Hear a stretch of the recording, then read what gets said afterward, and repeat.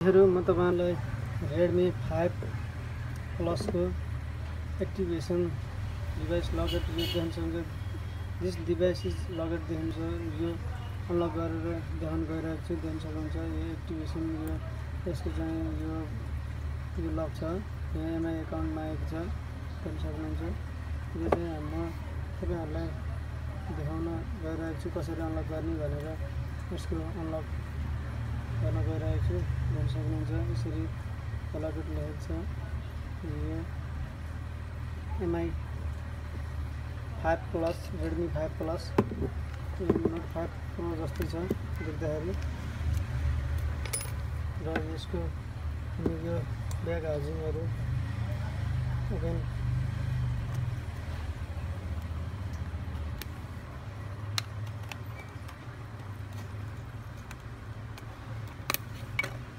यसरी यसको यो ब्याक हाउजिङ ओपन गरेका छौं। ओपन गरेर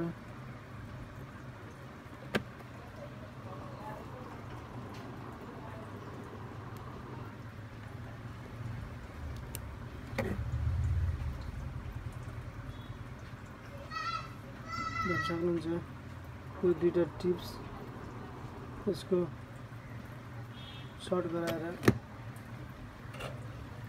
यसको एमआई अकाउन्ट रिसेट गर्न गइरहेको छु।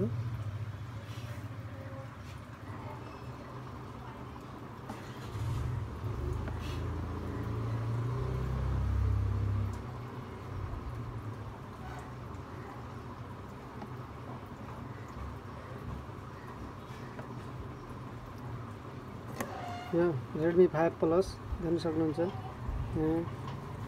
यो टिप्स देख्न सक्नुहुन्छ। यो दुईटा टिप्स यसको चाहिँ कसरी अनलक गर्ने भन्ने कुरा यो दुईटा सर्ट गराएर अनि यो USB कनेक्ट गरिसकेपछि यसरी यो USB यसको USB कनेक्ट गरेर मैले चाहिँ तपाईहरुलाई गर्न सकिरहेको छु। ल देख्न सक्नुहुन्छ यसको लागि यो USB कनेक्ट र यो चिम्टीबाट यो दुईटा यसरी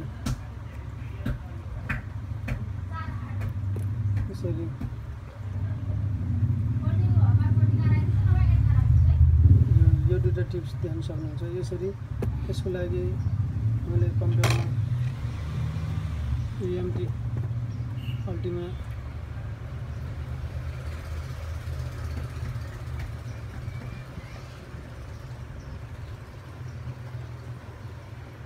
देख्न सक्नुहुन्छ। अब यसको लागि म यो बक्स ओपन गर्छु। बक्स ओपन गरिसकेपछि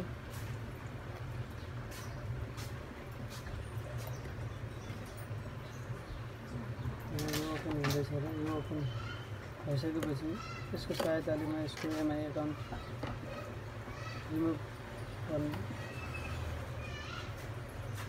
रिमुभ गर्न गइरहेको छु। साथीहरु तपाईहरु हाम्रो च्यानलमा नयाँ हुनुहुन्छ भने हाम्रो च्यानललाई सब्स्क्राइब गर्न नभुल्नुहोला। नयाँ टेक्निकल भिडियो देख्नको लागि हाम्रो च्यानललाई सब्स्क्राइब गरिदिनु होला। यसरी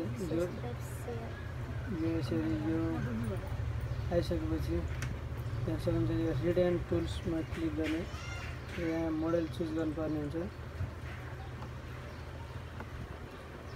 यसरी मोडल चुज गरिसकेपछि यहाँ गएर यो नोट 5 प्लस यसको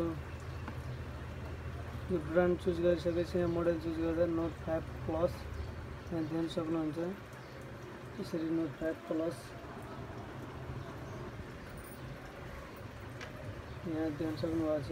नोट 5 प्लसलाई क्लिक गरिसकेपछि यहाँ एमआई रिसेट एमआई अकाउन्ट यसमा क्लिक गरिसकेर यसको एस गरिदिनुहोस् र मोबाइलमा रहेको दुईटा टिप्स सर्ट गराएर USB button USB cable connect यसरी यसको यो सर्ट गराएर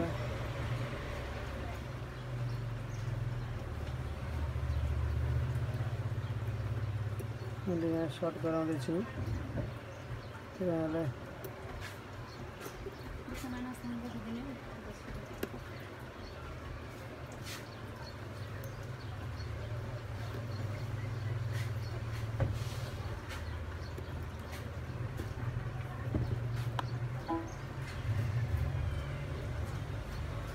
यसरी दुईचोटि ट्राई गर्दा नभइसकेपछि अर्कोचोटि पनि ट्राई गर्न सक्नुहुन्छ।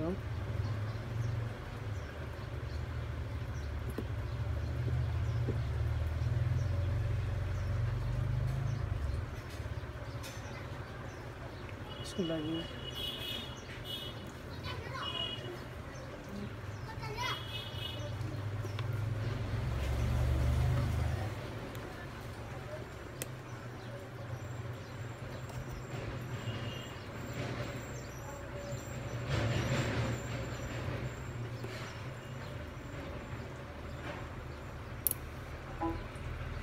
यसरी सर्ट गरिसकेपछि त्यो दिएको छ त्यहाँसम्म सबै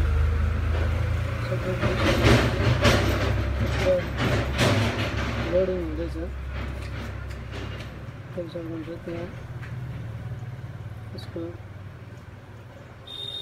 पुरा सिस्टममा रिसेट हुँदैछ एमआई एकाउन्ट रिसेटिङ एमआई एकाउन्ट देख्न सक्नुहुन्छ। डाटाहरू सबै रिसेट भएको देख्न सक्नुहुन्छ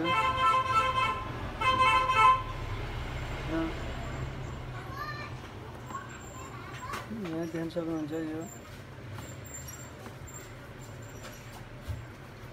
यसरी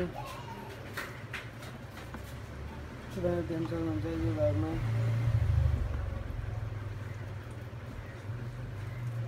भागमा रहेको यो रिसेटिङ एमआई एकाउन्ट डाटा डन फर्मेटिङ युजर डाटा देख्न सक्नुहुन्छ। यो सबै डन भइसकेपछि हामी यसको मोबाइलमा गएर अब यो मोबाइल ओपन गर्छौँ।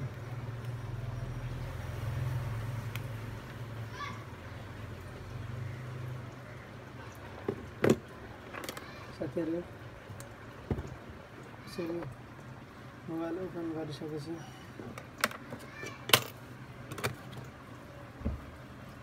यहाँ देख्न सक्नुहुन्छ मोबाइल ओपन हुँदैछ।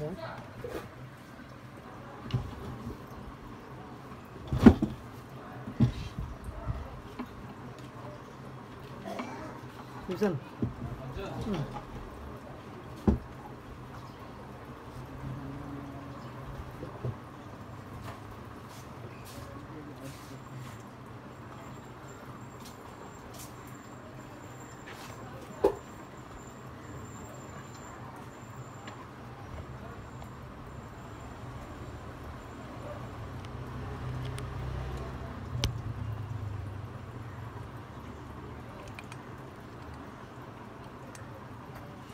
यसरी यो मोबाइल खुल्दैछ। यसको लागि लगभग 1 देखि 2 मिनेट जति टाइम लाग्छ। टाइम लागिसकेपछि यसको त्यो टाइमको बिचमा चाहिँ यसको आफै अन हुन्छ। यसरी यो खुल्दैछ र यो खुल्नको लागि टाइम अब सकिन लागिसकेको छ। यसरी यो टक्क खुलिसकेपछि तपाईको यसको यो नेक्स्ट बटनमा क्लिक गरेर हामी फेरि नेक्स्ट गर्न सक्छौँ। यहाँ कुनै पनि देश चुज गर्न सक्छौँ। म नेपाल चुज गर्छु। नेपाल चुज गरेपछि यसको लागि वाइफाई सेटिङ आउँछ। वाइफाई सेटिङ नोट नगरेर सबै यो सिम कार्डको यो जो छ यसको लागि पनि नोट स्किप गरेर यो एक्सेप्ट गरिसकेपछि यसरी फिङ्गरप्रिन्ट लक केही पनि नराखिकन देख्न सक्नुहुन्छ। यो फेस राख्ने कि यो फेस राख्ने यसले चाहिँ स्क्रिन चुज गर्न पठाएको छ। देख्न सक्नुहुन्छ स्क्रिनको त्यो बनोट फरक छ यसको।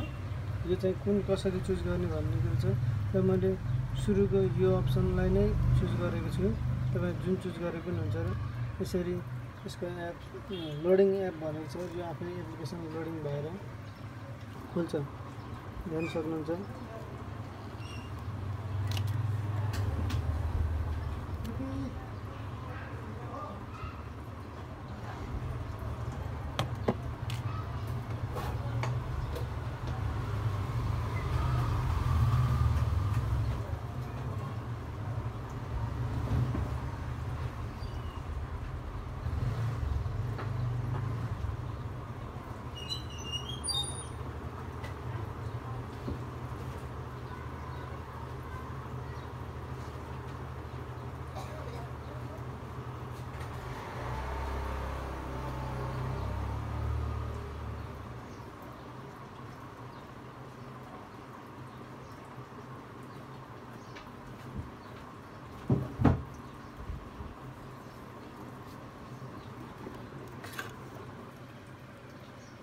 यसरी यसको पुरा एमआई एकाउन्ट फर्गेट गरेर म तपाईँलाई देखाइरहेको छु। हेर्न सक्नुहुन्छ साथीहरू यो रेडमी 5 प्लस हो। यसको लागि मैले एमआई एकाउन्ट हालेर देखाएको छु। यसरी हेर्न सक्नुहुन्छ यो रेडमी 5। धन्यवाद साथीहरू, तपाईँहरू मेरो भिडियोमा नयाँ हुनुहुन्छ भने लाइक कमेन्ट सेयर सब्सक्राइब गरिदिनु होला। नयाँ टेक्निकल भिडियोको लागि हाम्रो च्यानल मेरो च्यानल मोबाइल रिपेयर च्यानललाई सब्सक्राइब गरिदिनु होला। नयाँ फ्री गरेर जानकारीको लागि म तपाईँहरूलाई नयाँ भिडियोहरू यस च्यानल मार्फत दिइ नै रहनेछु। यसरी नै रेडमी एमआई 5 प्लसको एफआरपी एमआई एकाउन्ट बाइपास गरेर म तपाईँहरूलाई